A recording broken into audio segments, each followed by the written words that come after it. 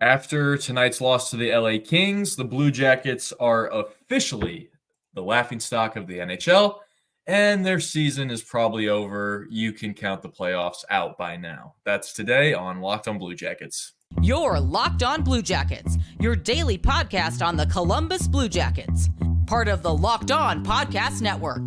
Your team every day.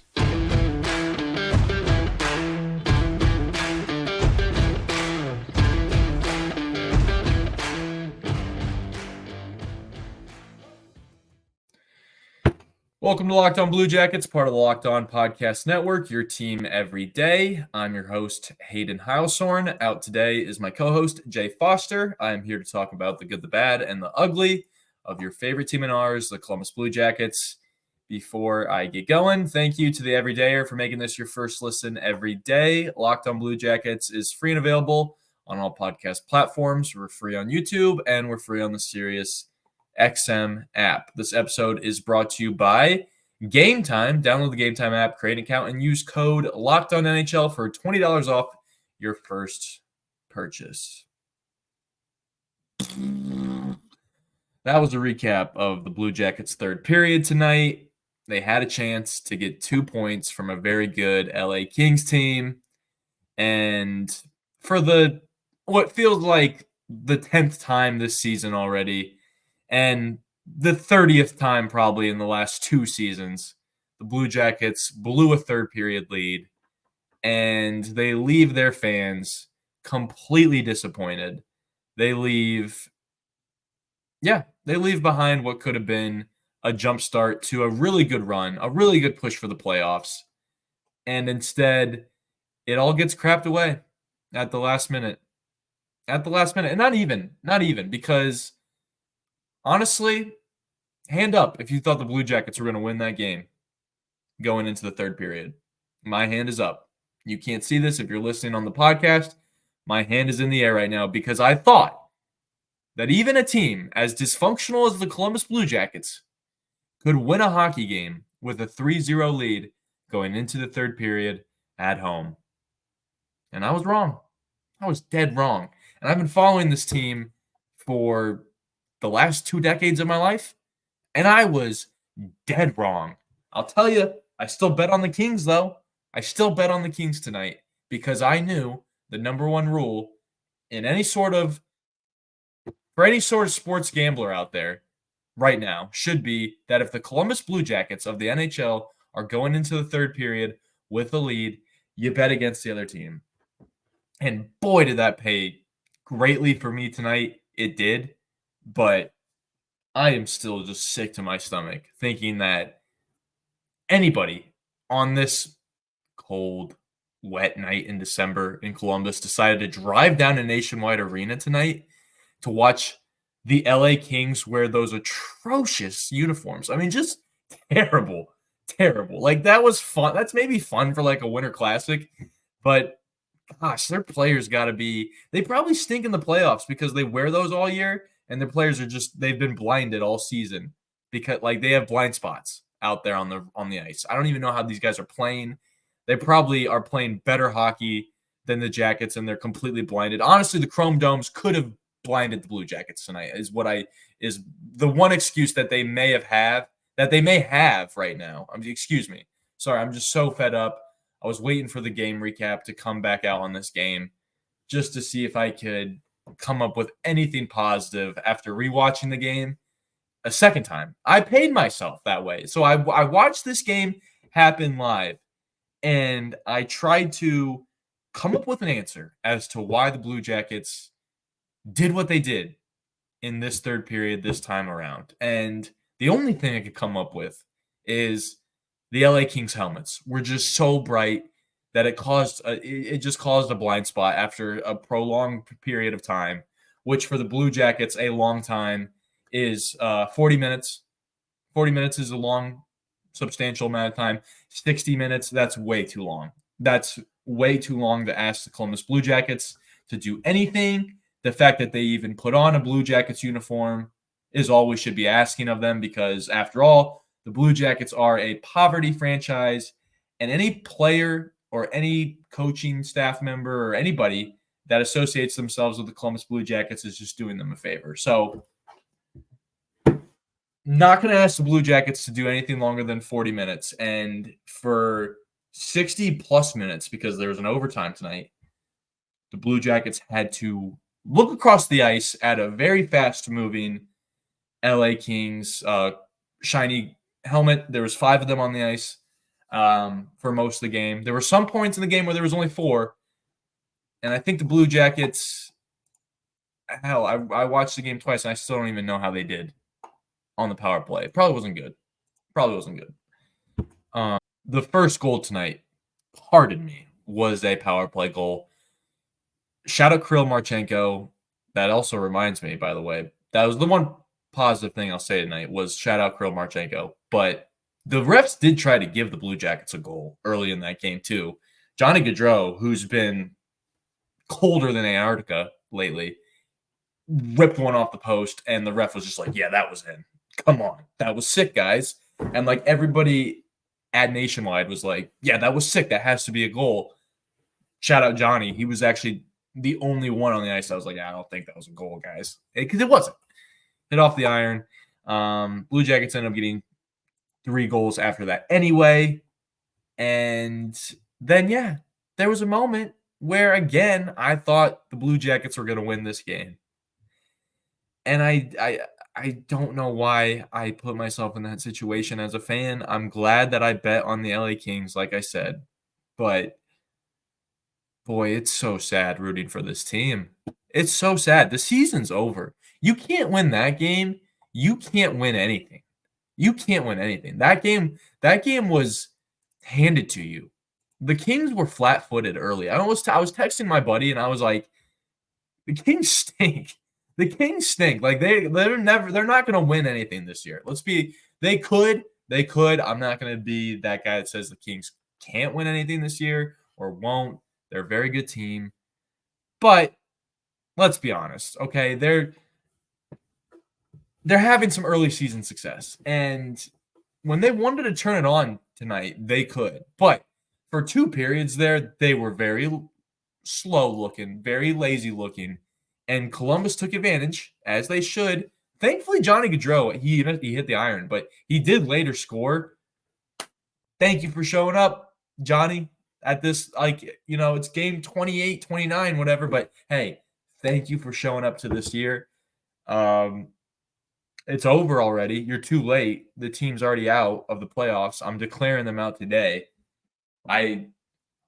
That reminds me, I have to set up this show and what I'm going to talk about because the higher-ups are asking. You're like, what higher-ups? There's higher-ups. Second segment, we're going to talk about the game more and exactly what happened, the semantics of the game, and maybe just make a little bit more sense because I know I've just been raging so far to start this one.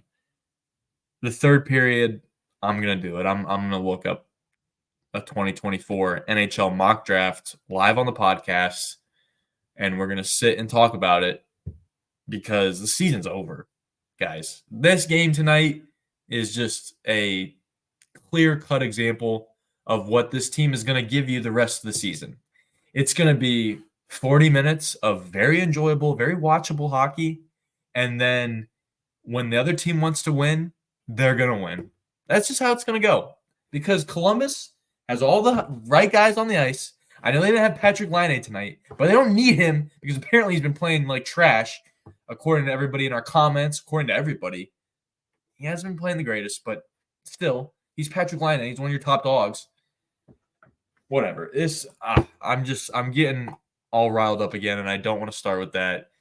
And yeah, the point is the Blue Jackets should have won this one, guys. This is, I don't know. I know the LA Kings are a good team again, but there's no excusing this loss tonight. And yeah, if I sit here and ponder on anything positive to pull out of this game, it's just going to drive me crazy. I was kind of excited to talk about the Matthew Olivier goal. I thought he had a really good shift. I didn't think that him and Line would look good on a line together, and Ken Johnson, that was the other one on that line, on that goal. That was a good line.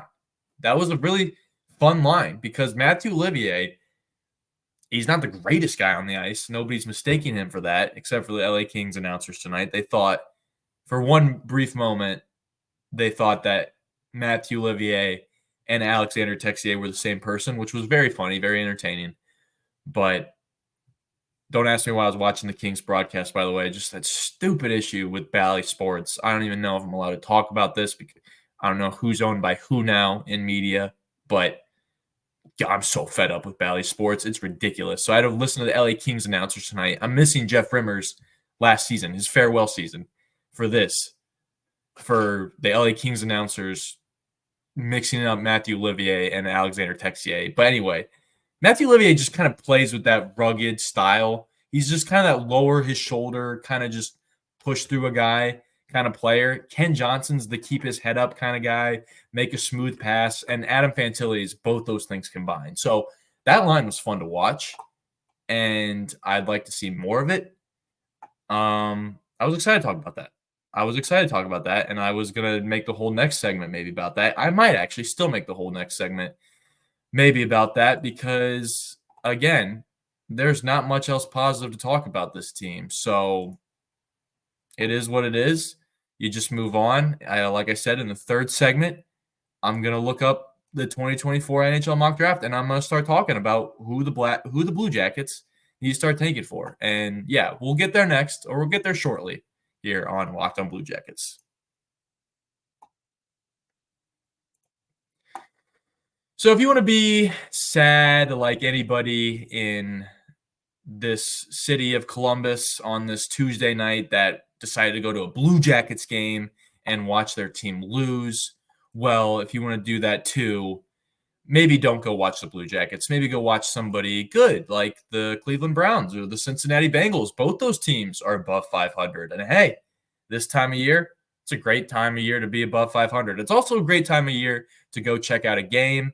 And if you're not really the big planner when it comes to trying to, plan a game to go to, I highly recommend just downloading the Gametime app because it's just one of those things where you don't need to worry when you're buying tickets to your next big event with Gametime.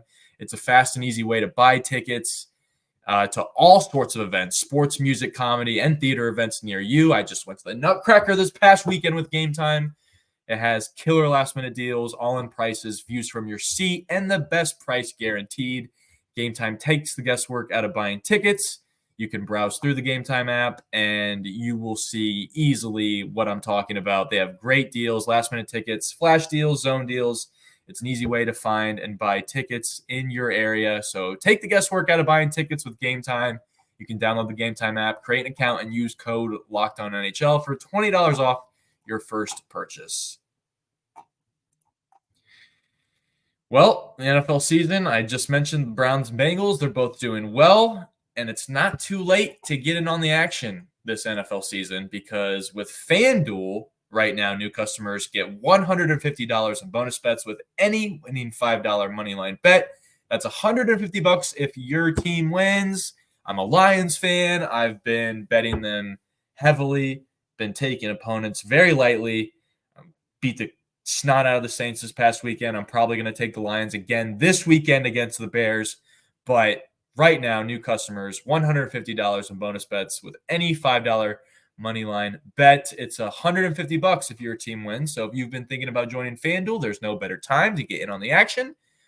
You can bet on things like spreads, player props, over-unders, and more. So visit FanDuel.com/lockedon and kick off the NFL season. FanDuel, official partner of the NFL.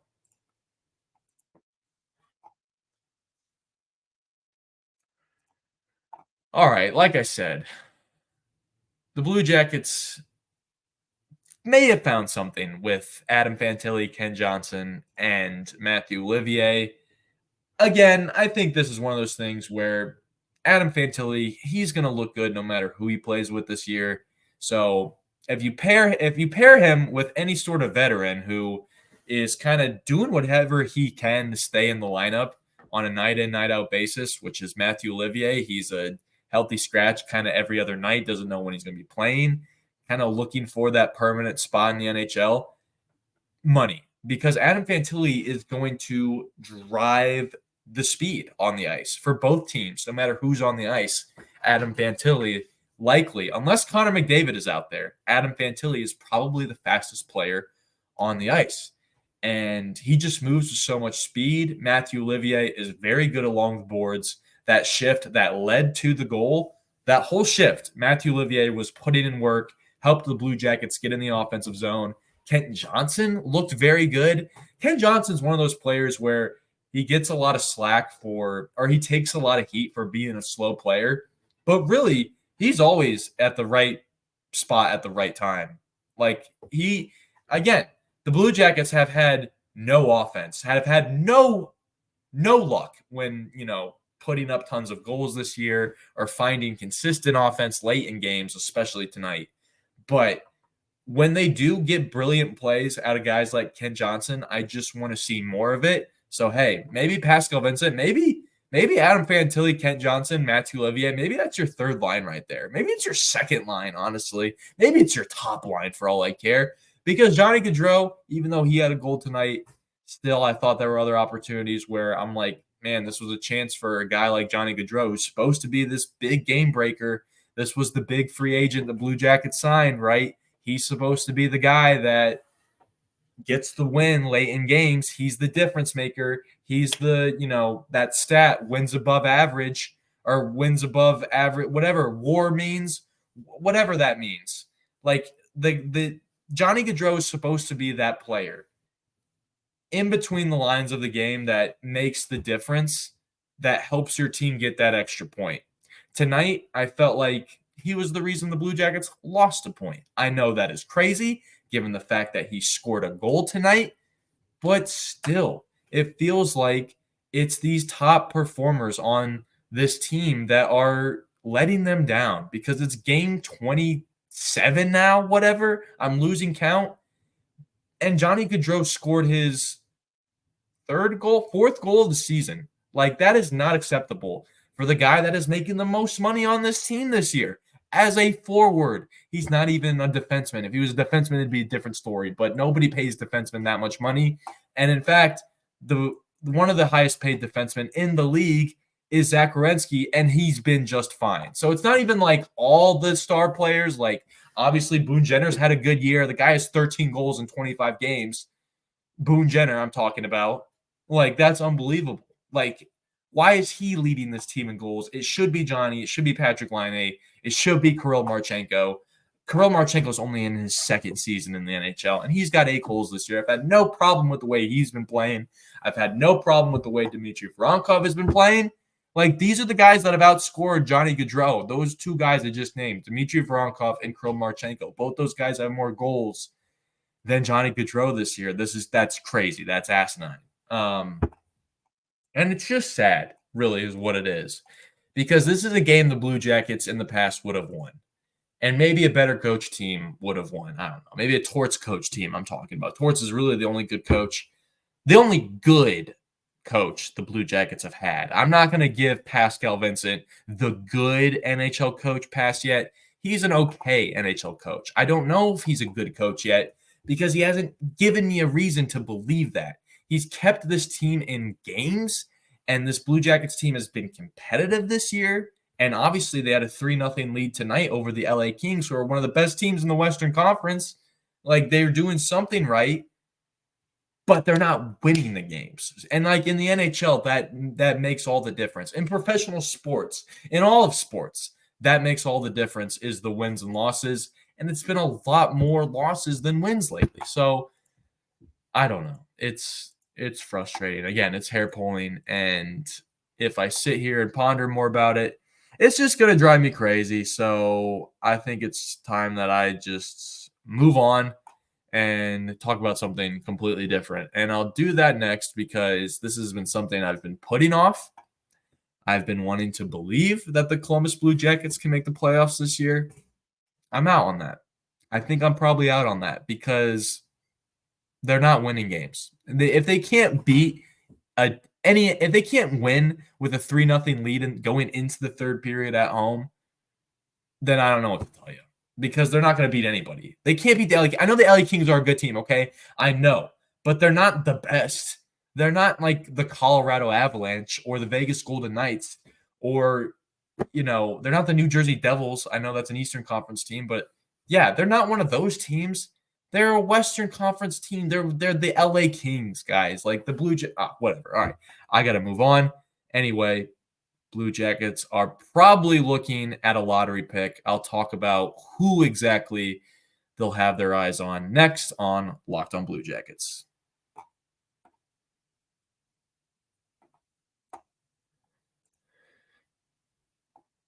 When you're drafting your fantasy team, do you ever wish you could do the same thing with your business team? If you're building a roster to win the league, you need Indeed. Indeed is the hiring platform where you can attract, interview, and hire all in one place. Don't spend hours on multiple job sites looking for candidates with the right skills when you can do it all with Indeed. Find top talent fast with Indeed's suite of powerful hiring tools like Indeed Instant Match, assessments, and virtual interviews.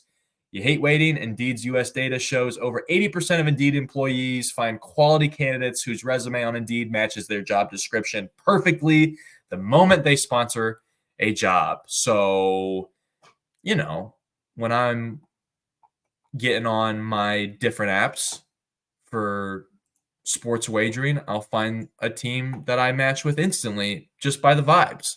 And usually it's a team that's playing the Blue Jackets. And if you're looking for, I know it's a terrible example, but I just have how bad the Blue Jackets are on the top of my head. So if you're looking for a good candidate, the way that I look for good picks on websites that I use to gamble on, then Indeed is where you need to go to grow your business, because it's just the place. You have to make every dollar count.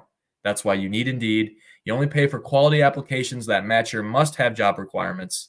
Indeed knows that finding people with the right skills makes all the difference when you're hiring from a team of one. So visit Indeed.com/lockedon to start hiring now. Just go to Indeed.com/lockedon. Indeed.com/lockedon. Terms and conditions apply. Cost per application. Pricing not available for everyone. Need to hire? You need Indeed. All right, I'm doing it. You guys are listening to me do this, or you're watching me do it on YouTube. But I am typing 2024 NHL mock draft. This is not something I like to talk about on December 5th, which is December 6th if you're listening to this. But I'm going to talk about it.